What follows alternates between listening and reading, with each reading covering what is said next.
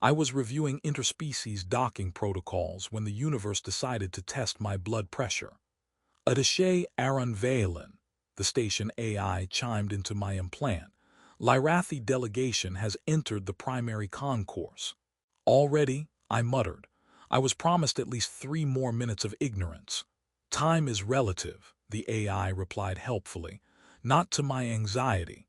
I straightened my jacket and stepped forward as the airlock seals disengaged.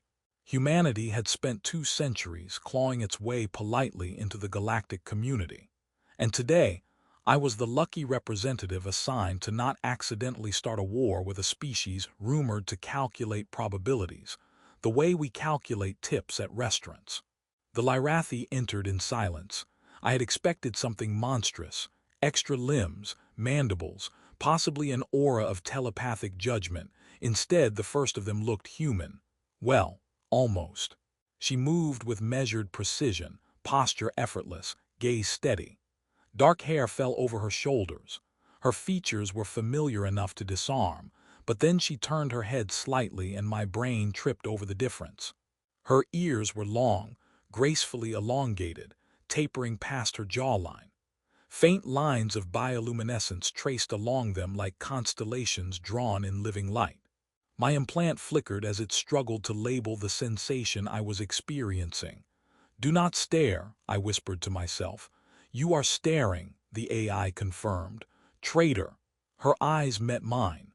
There are moments when your training activates, when diplomacy slides into place like a well-oiled airlock.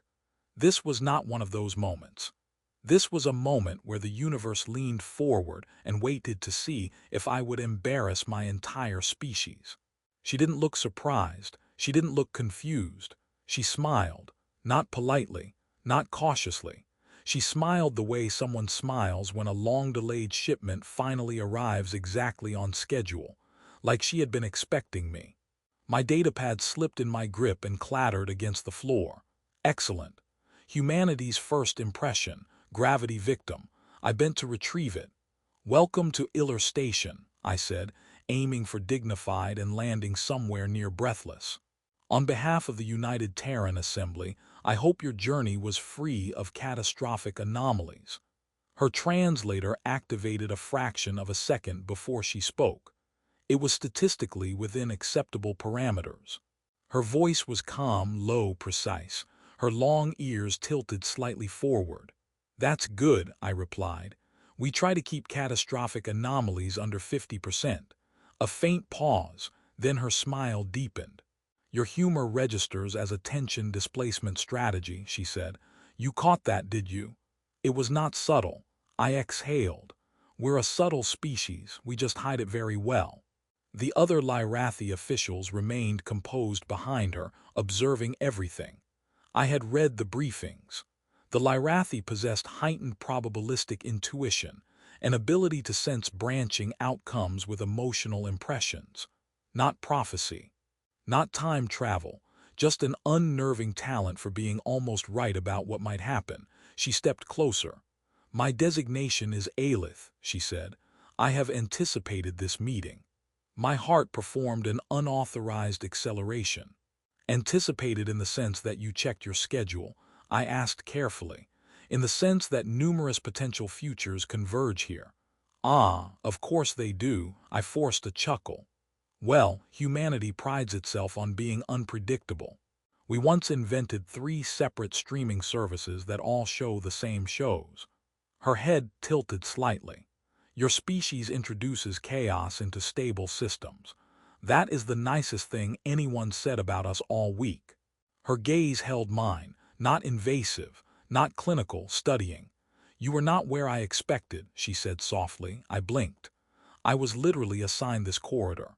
In 87% of modeled scenarios, a different representative stood here." "That's comforting," I beat the odds. "You are pleased by statistical improbability." "Very. We call it Tuesday." One of her attendants shifted slightly. My implant flagged elevated diplomatic tension. I decided to lean into absurdity before I fainted. "So," I said, gesturing toward the central transit corridor, "shall we proceed to the negotiation chamber and pretend this is entirely normal?" Alith regarded me for a moment longer. You are experiencing elevated cortisol levels, she observed. Yes, that's our default setting. Another faint tilt of her ears. I was beginning to suspect that ear movement was the Lyrathi equivalent of raised eyebrows. As we walked, I became acutely aware of her presence beside me, not physically imposing, not aggressive, just certain. You do not believe in inevitability, she said. Not particularly. We believe in coffee and contingency plans. And yet, she continued, you feel this moment is unusual. That's one word for it. What word would you choose? I considered lying. Diplomacy encourages lying. Significant, I admitted. She nodded once, as if confirming a calculation only she could see. I have observed your transmissions, she said. Humanity expands rapidly. You integrate conflict into growth. We also integrate pizza into everything. It's a coping mechanism. I would like to sample this pizza. That can be arranged, though interspecies cheese compatibility is a legal gray area. Alith's gaze sharpened slightly. You mask apprehension with levity. Correct. Why? I hesitated. Because if I take this too seriously, I said, lowering my voice, I might start thinking about the fact that two civilizations with centuries of mistrust are about to negotiate trade, defense pacts, and shared scientific research. And if I think about that too much, I'll need to lie down. She considered that. In many projections, she said quietly, this meeting destabilizes the region. That's not what you're supposed to say before negotiations. In many others, she continued, it initiates unprecedented cooperation. And which branch are we in? Her smile returned. That depends, she said, on whether you continue making jokes. I stared at her. You're telling me the fate of interstellar diplomacy hinges on my sense of humor. In part. I rubbed my temples. Humanity is doomed. No, she replied gently. Humanity is improbable. We reached the chamber doors. The station lights reflected faintly along the luminous veins in her long ears, tracing soft patterns that pulsed in slow rhythm. My implant attempted to catalog the phenomenon and failed. She turned to face me fully. In most viable futures, she said, you stand beside me. That's a bold statement. It is an observation. I swallowed. And in the non-viable futures, I asked, you do not. I let out a shaky laugh. Well, I prefer the viable ones. As do I, she said. The doors began to open. She did not look nervous. She did not look uncertain. She looked at me as if this moment had been written somewhere long before either of us were born. And she smiled like she expected it. The doors closed behind us, sealing in the kind of silence that usually precedes either historic breakthroughs or spectacular disasters. I took my seat across from Alith and activated the privacy field. All right, I said. Before we negotiate trade routes and prevent interstellar incidents, I need clarification. She folded her hands. Her long ears angled slightly toward me. You said, I continued, that in 87% of your projected outcomes, someone else was standing where I stood. Yes. And in the viable futures, I'm beside you. Yes. I leaned back. That's not ominous at all. It is statistically significant. That's worse. Her lips curved faintly. You interpret probability as threat. Humans interpret everything as threat. It's how we survived being small mammals surrounded by predators. You are no longer small. Have you seen our political debates? We are emotionally tiny. Alith studied me for a moment. You believe your presence here is coincidence. I believe in bureaucratic incompetence and last-minute reassignment orders. She inclined her head. Our species experiences probability as sensation. Define sensation. An emotional gradient. Certain interactions feel heavier. Certain individuals feel aligned. I exhaled slowly, and I feel aligned. Yes. Aligned how? Like orbital mechanics, like two ships docking. Closer to harmonic resonance. That sounds romantic. It is mathematical. That's the least romantic clarification possible. She reached toward the central console and activated a small projection field between us. A web of branching light lines unfolded in midair. "These are simplified models," she said. "Each branch represents a possible outcome. Comforting, you appear here." She indicated a cluster of intersections glowing brighter than the rest. Repeatedly, "I'm very persistent. In many projections, you initiate levity during moments of high tension. That tracks. In those branches, conflict probability decreases." I stared at the projection. "You're telling me my bad jokes are statistically stabilizing?" "Yes." I rubbed my face. "Humanity survives because we refuse to shut up." "Correct."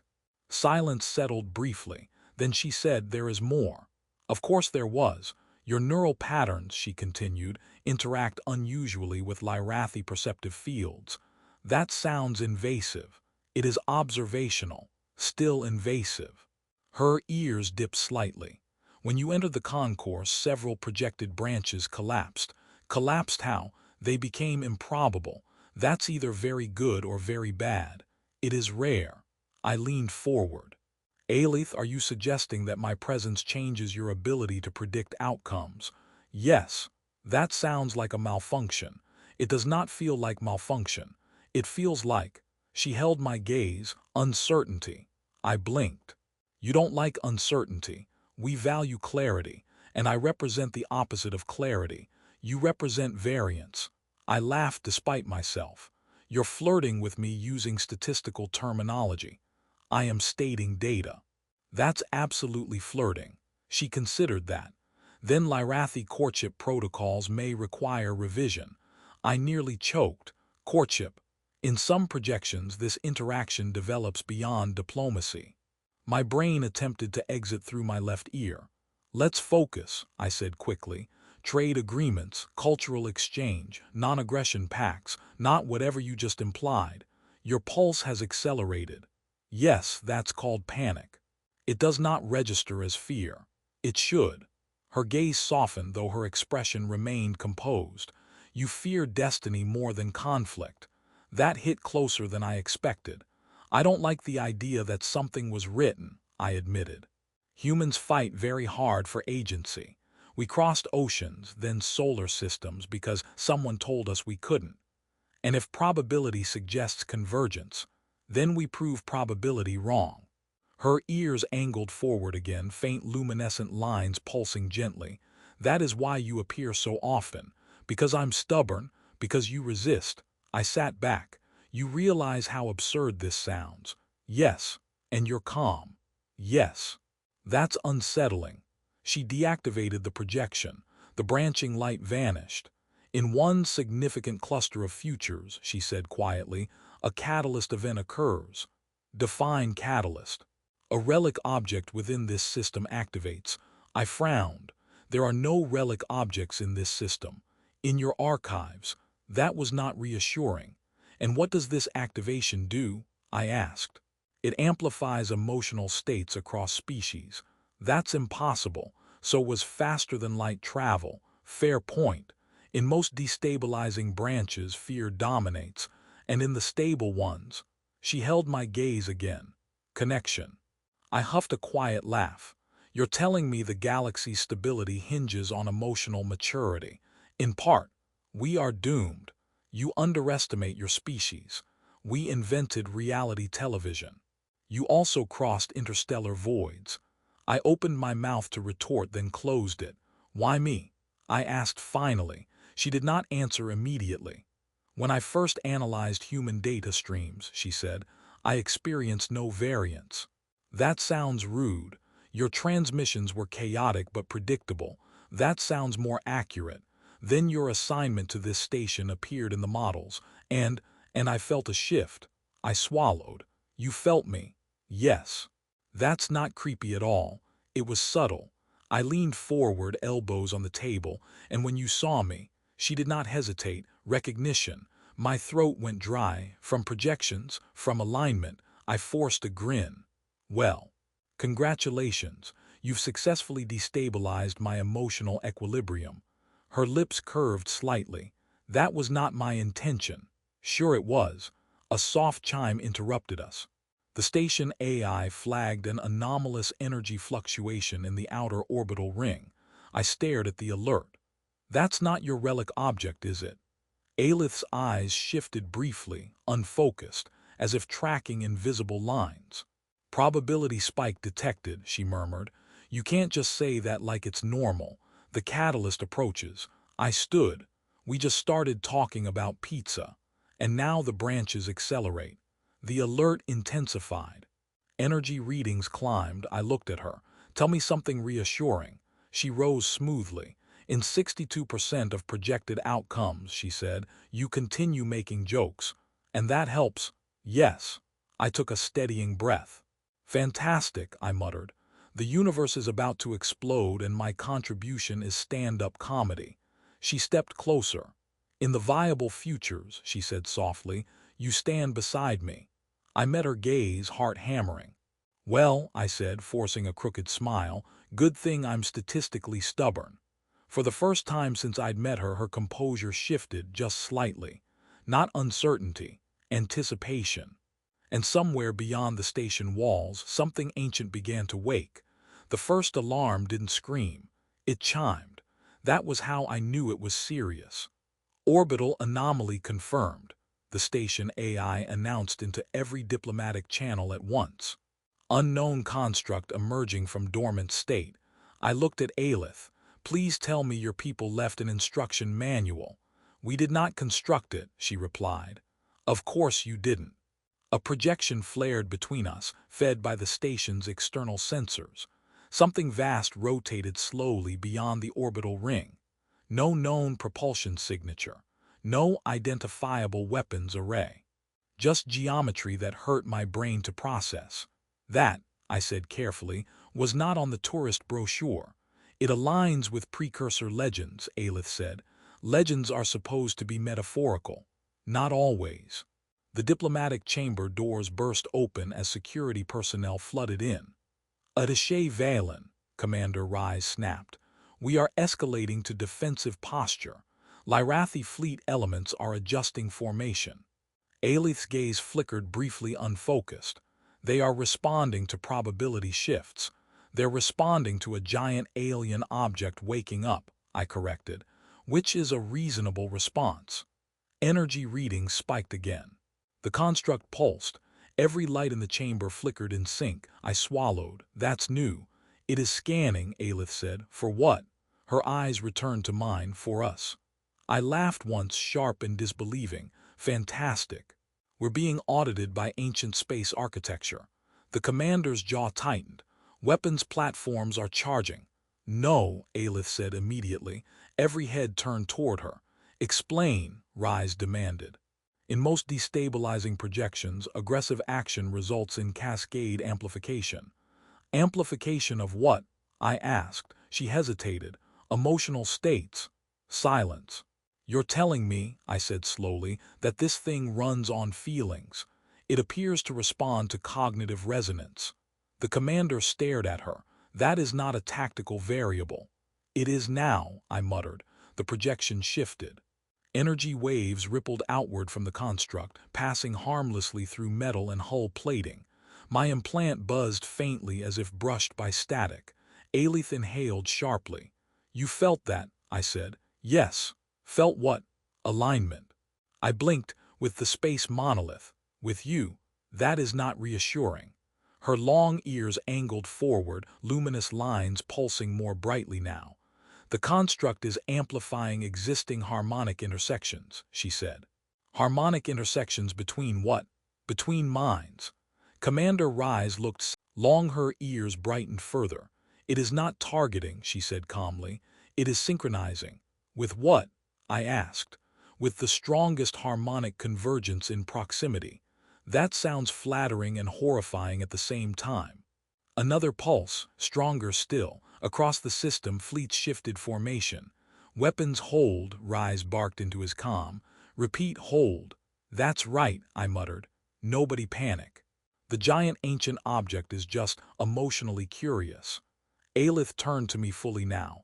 In 62% of viable branches, she said softly, you remain. Remain where? Beside me. I forced a grin that felt thin. You keep saying that like it's a romantic line instead of a survival directive. It is both. My implant flared with new data. The construct was emitting coherent signals, now structured, rhythmic. It's communicating, I breathed. Can we translate it? Rise asked. Working on it, the AI responded. The signal intensified. My thoughts felt louder. Aelith's eyes widened slightly. It is attempting calibration, she said. On what? On our shared variance.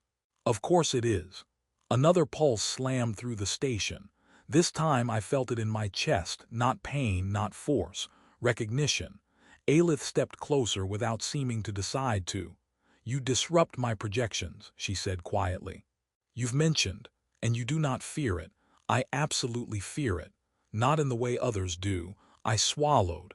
I don't like being told my path is written, and I do not like when my sight is obscured. The energy between us and the projection brightened again. Rise stared at it. Whatever you're doing, keep doing it. I'm not doing anything, I protested. You are, Aelith said. The construct emitted a low-frequency resonance that made every display shudder. Across the fleet channels, voices rose in alarm, fear. The projection spiked. Aelith's hand hovered near mine. Do not retreat, she said. Retreat from what? From this. Another surge. I let out a shaky breath. You realize this is the strangest first contact scenario in recorded history. Yes, and I was not trained for this. Neither was I. That surprised me. You were. I asked. No projection prepared me for uncertainty. I met her gaze. Well, I said quietly, welcome to being human. Her lips curved faintly. The next pulse rolled outward, strong but steadier. The projection's chaotic branches narrowed slightly. Commander Rise stared at the readings. It's stabilizing. Aelith exhaled slowly. It responds to convergence, she said. To us, I replied. Yes. I looked at the massive rotating construct beyond the station. Okay, I muttered. No pressure. Just the fate of interstellar diplomacy and possibly the star system hinging on whatever this is. You continue making jokes, she observed. It's that or screaming. In most viable outcomes, she said softly, you do not scream. Good to know. The construct pulsed again. This time it felt less like interrogation, more like acknowledgement. And somewhere deep in the branching architecture of probability, something ancient adjusted its calculations. The construct did not fire. It listened. That somehow made it worse. All fleets maintain distance, Commander Rise ordered. Weapons cold unless fired upon. No one is firing, I muttered. It's emotionally evaluating us. Aelith stood beside me, eyes unfocused again as if reading invisible equations. The luminous lines along her long ears pulsed in slow synchronization with the construct's emissions. It is refining its model, she said. Of what? I asked. Of us. I preferred it when ancient alien devices ignored me. Another pulse rolled through the station, not violent but deliberate. My implant translated fragments of the signal into abstract data clusters. It's mapping neural signatures, the AI reported. Cross-species comparison underway. Rise swore, can we block it? Negative. Signal permeates conventional shielding. Aelith's voice lowered. It is not hostile. That's comforting in theory, I said. In practice, I'm still standing next to a reality-bending artifact that thinks I'm interesting. You are interesting, she said. Please focus. I am. The projection shifted again. The branching probabilities that had once scattered wildly now began clustering around fewer pathways. Rise leaned forward. What changed? Aelith didn't look away from the display. Escalation protocols were halted. You're saying because we didn't shoot it, it calmed down. Yes. I pointed at the construct's energy curve. It's mirroring us. In a manner of speaking. That is the most unsettling phrasing you could choose. She finally looked at me. In most catastrophic branches, she said, you are removed from proximity. Removed how? She did not answer immediately. Rise did. Containment. I stared at him. Containment. Standard procedure, he said. If your neural signature is amplifying this thing, separating you from it is logical. Logical, I echoed faintly. Great. Aelith's ears angled sharply. That action increases instability. Your projections don't override command authority, Rise said. No, she replied evenly, but they predict consequence. The construct emitted a sharper resonance, almost like a chord struck across the void. My chest tightened. It doesn't like that idea, I said. It responds to intent, Aelith said. Rise straightened. Are you suggesting it can detect our decision-making in real time? Yes. That is unacceptable. Welcome to the club, I muttered. The AI interrupted. Energy output rising, probability cascade expanding. I glanced at Aelith. That sounds like one of your destabilizing branches. It is. Because they're thinking about removing me. Yes. I let out a strained laugh.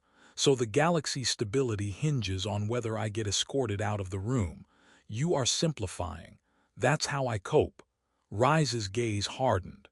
Attaché step away from the projection. The construct pulsed again. Harder, panels flickered. Aelith stepped closer to me instead. Do not comply, she said quietly. Very subtle, I whispered back. In branches where you are removed, the construct amplifies fear exponentially. And in branches where I stay, it stabilizes around shared convergence. Rise hesitated. The room felt like a held breath. I need more than projection theory, he said. You have data, Aelith replied, gesturing to the narrowing probability field. Observe the clustering. The AI confirmed. Stability indices improving when attaché Valen remains within harmonic radius. Rise exhaled slowly. This is absurd. Yes, I said, but it's consistently absurd. Another pulse. This one felt softer. The chaotic spikes in the projection flattened further. Aelith's voice lowered so only I could hear. You disrupt deterministic flow. That's the nicest thing anyone said to me today. You create variance that the construct cannot fully model, so I confuse it. You introduce possibility. I managed a faint smile. Humans do that. Her gaze lingered on me a fraction longer than necessary.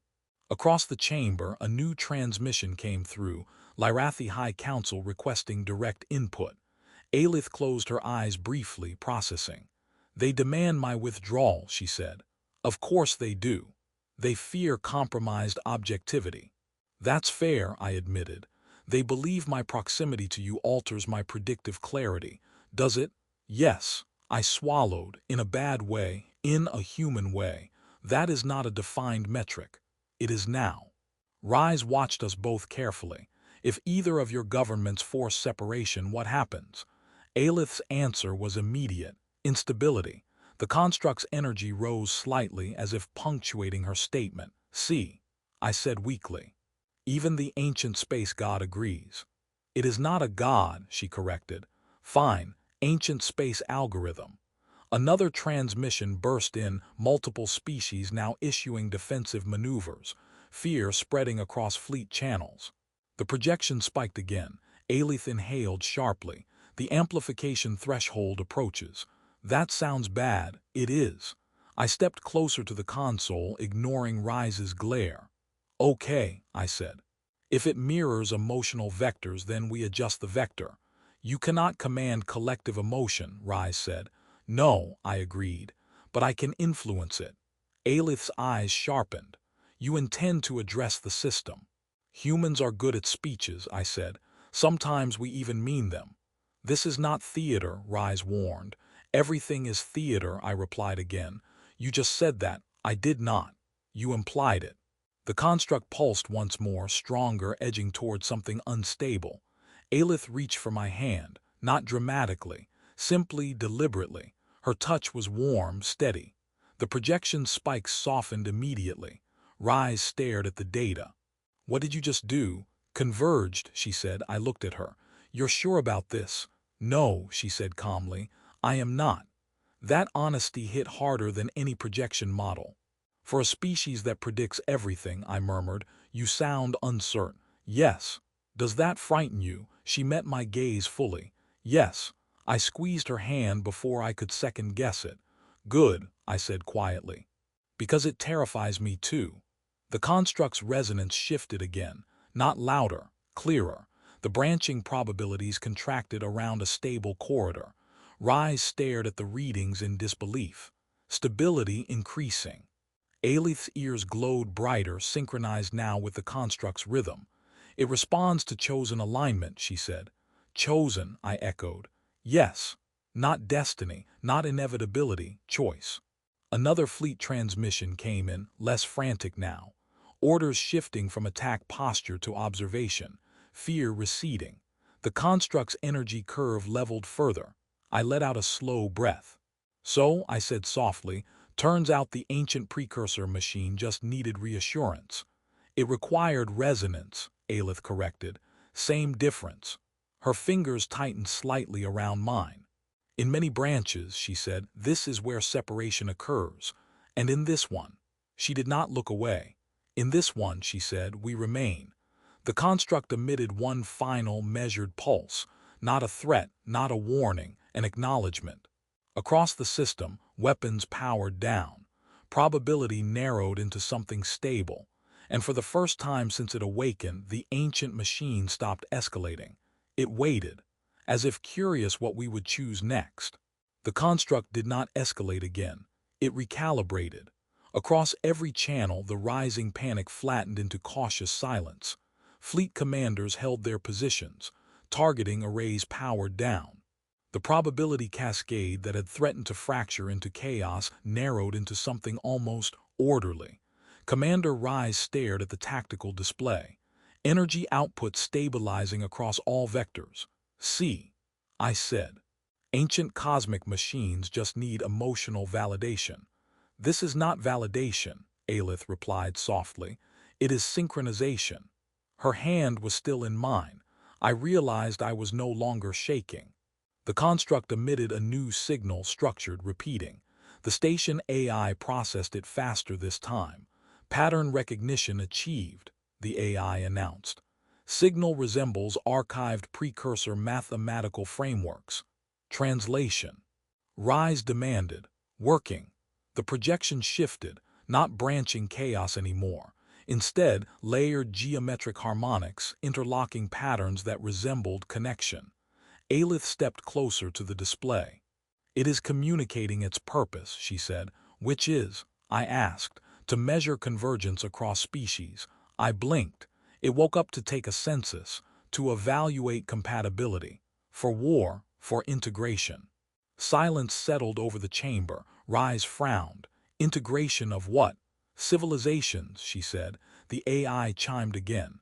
Signal indicates dormant network nodes in surrounding sectors. I stared at the projection. There's more than one. Yes, Aleth said. A lattice. And we just activated the welcome screen. The construct pulsed again, but gently now. The overlapping signature that marked our shared convergence brightened, then extended outward, touching fleet signatures, station signatures, distant planetary grids. Fear metrics dipped. Aleth exhaled slowly. It amplifies dominant emotional frequencies. Then we'd better make sure the dominant frequency is everybody panic, I said. Rise looked at me. You wanted to address the system. I swallowed. Yes, do it. The words felt heavier than the construct's gravitational field. The AI patched my signal into every open channel, human, Lyrathi, allied, neutral. I stared at the projection, at the narrowing stability corridor that somehow centered on two very flawed beings standing too close together. I cleared my throat. This is attaché Aaron Valen, I began. And before anyone interrupts, yes, I am aware that this is an unusual situation. A faint ripple of nervous laughter filtered through open comms. Good. I don't have a technical briefing for you, I continued. I don't have a weapons strategy. What I have is this: the construct out there is not attacking us, it's reacting to us. I glanced at Aleth. It's measuring whether we escalate when we're afraid, I said, whether we default to suspicion, whether centuries of mistrust outweigh one moment of choice. Silence across the stars. We've spent our history preparing for threats, I went on. Humanity survived by assuming the worst. We crossed oceans because we were afraid of what lay beyond them and curious enough to go anyway. I allowed myself a small breath. Right now, we have a choice. We can prove every cautionary model correct. Or we can do something far more dangerous. I smiled faintly. We can trust each other. The construct's energy curve shifted again, steadier. I'm not saying trust blindly, I added quickly. Please continue using common sense. But don't let fear make the decision for you. Across the projection, fleet formations loosened slightly. Defensive arcs softened. We are not alone anymore, I said. We haven't been for a while. And if an ancient precursor network is evaluating whether we're capable of coexistence, then let's give it an answer worth recording. I hesitated.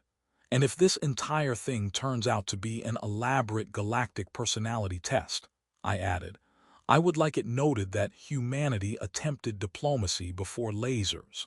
This time, laughter was stronger. The construct responded immediately. Its pulse aligned with the station core, then spread outward in synchronized waves. The chaotic edges of the probability field collapsed into a single stable band. Aelith's fingers tightened slightly around mine. It accepts, she whispered. The AI confirmed. Construct energy entering dormancy cycle. Network nodes returning to low-power state. Rise stared at the display in disbelief. It's standing down. Yes, Aelith said softly, because we did not escalate. The massive structure beyond the station slowed its rotation. Its signal softened until it became background radiation present but no longer intrusive.